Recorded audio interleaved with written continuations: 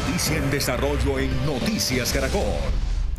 Son las 7 de la mañana, 5 minutos, y justamente hoy, hace 25 años, fue asesinado Jaime Garzón, el hombre que con su gran sentido del humor fue crítico de la realidad nacional y le enseñó a Colombia a reírse de sí misma y de sus tragedias. Y en Noticias Caracol le rendimos un homenaje a su memoria. Diego León Hoyos, experimentado actor, quien acompañó a Jaime Garzón en su equipo creativo, lo define como uno de los hombres más inteligentes y geniales que ha conocido nuestro país.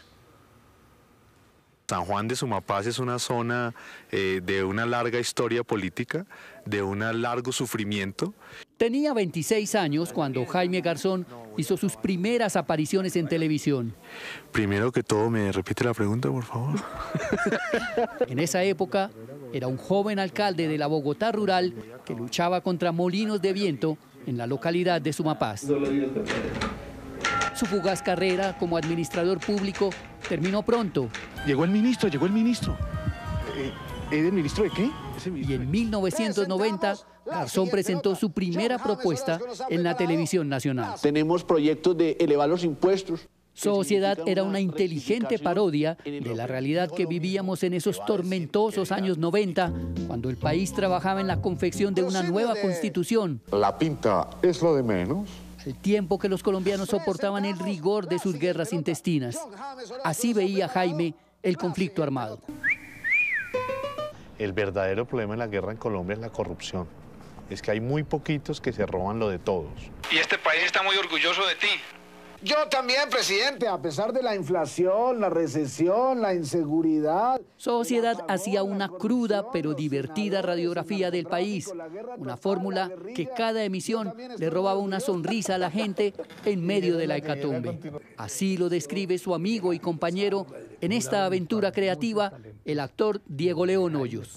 ¿Qué pasaba con Jaime? Que lo que decía Jaime era tan inesperado, ¿no?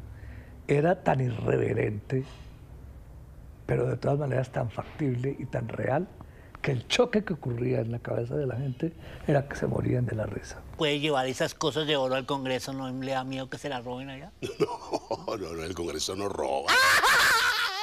Pero más allá de su crítica mordaz, su obra fue una experiencia pedagógica que puso a los colombianos a pensar más en la actualidad política, cuenta Antonio Morales, libretista de Cuac, el noticiero, su segundo proyecto. Desde la Casa de Nariño les informé. Adelante tú, Emerson, con las noticias. Lo más curioso de Cuac, y quizás lo mejor, además de la risa, fue que contribuimos en elevar el nivel de comprensión y de conciencia sobre la realidad nacional de un montón de gente, millones, a través del ejercicio del humor y de la sátira y del sarcasmo.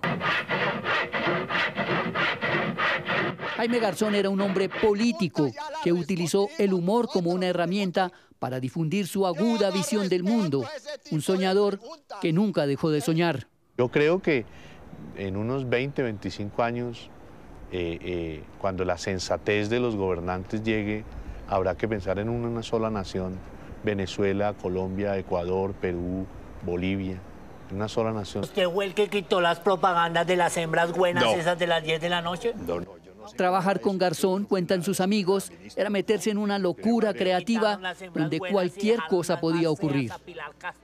Entonces el trabajo con él era un trabajo muy estimulante, primero porque era muy inteligente, conocía muy bien el país, tenía una perspectiva crítica sobre él muy grande, pero además era genial. Embolador es varón y que las embola todas. Pero desde luego, en medio de toda esa rumba, porque también había de eso, había una estructura muy clara de lo que queríamos decir, criticar, de enfrentar al poder y ponerlo en evidencia con una inmensa ridiculez, antes y ahora. Y había una seriedad en medio de la mamadera de gallo. Pero el hilo conductor era la risa en todo. ¿Los jesuitas sí son célibes? Sí, claro. Sus personajes encarnaban tanto al colombiano común, como Heriberto de la Calle, como a los personajes de la política nacional. Colombianos, Nora, los niños y yo.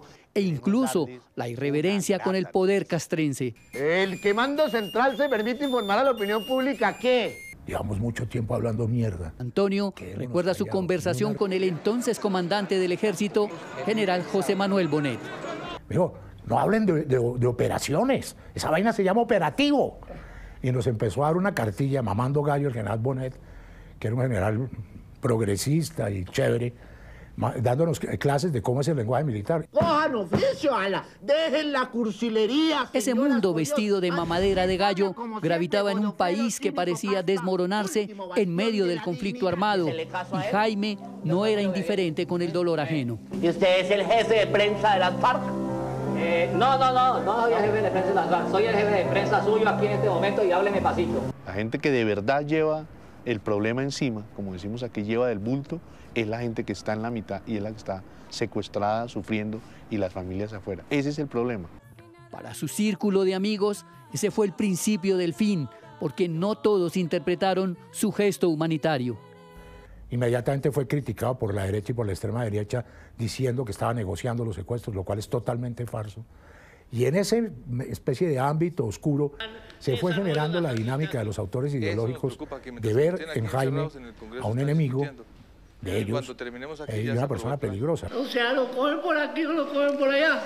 Jaime entró en esa macabra lista de perseguidos por una alianza entre fuerzas paramilitares y miembros de la extrema derecha. ¿Ese que va ahí no es el presidente?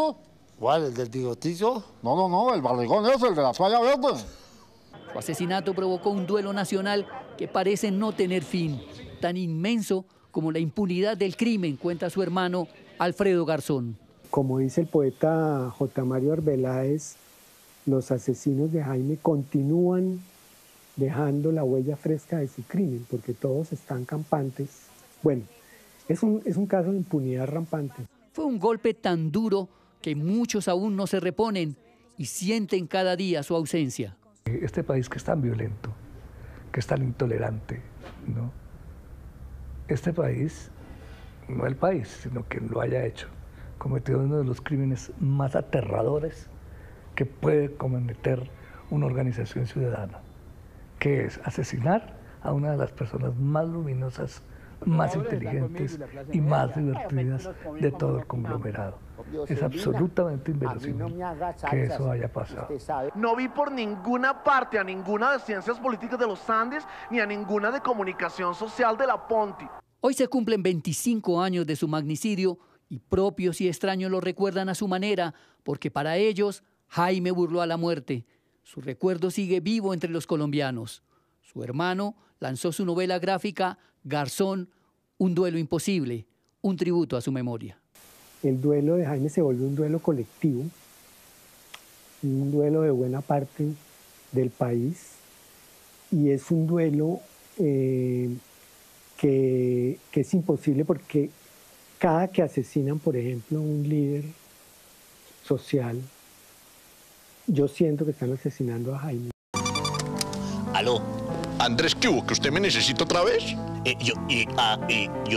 Su legado perdurará por siempre y sus huellas no podrán ser borradas, cuenta la dramaturga y coautora del libro Verónica Orozco.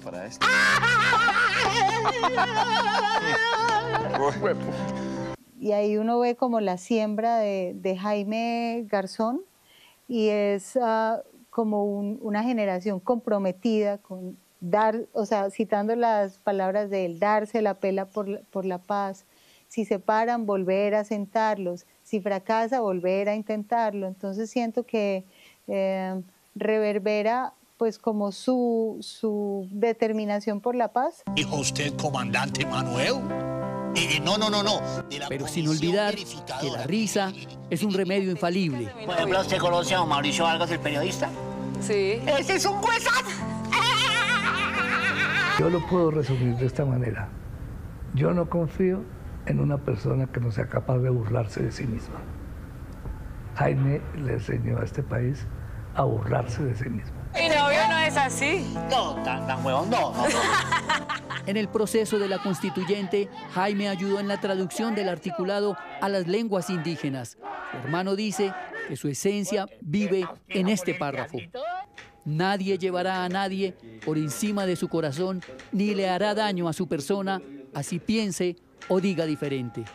Si ese fuera nuestro faro ético, sería un país distinto, el país que soñó Jaime Garzón. Bueno, sentémonos a hablar, dejémonos de echar bala, primero. Segundo, ¿qué quiere usted? ¿qué pretende del establecimiento? Tercero, desenmascaremos los que viven del negocio de la guerra.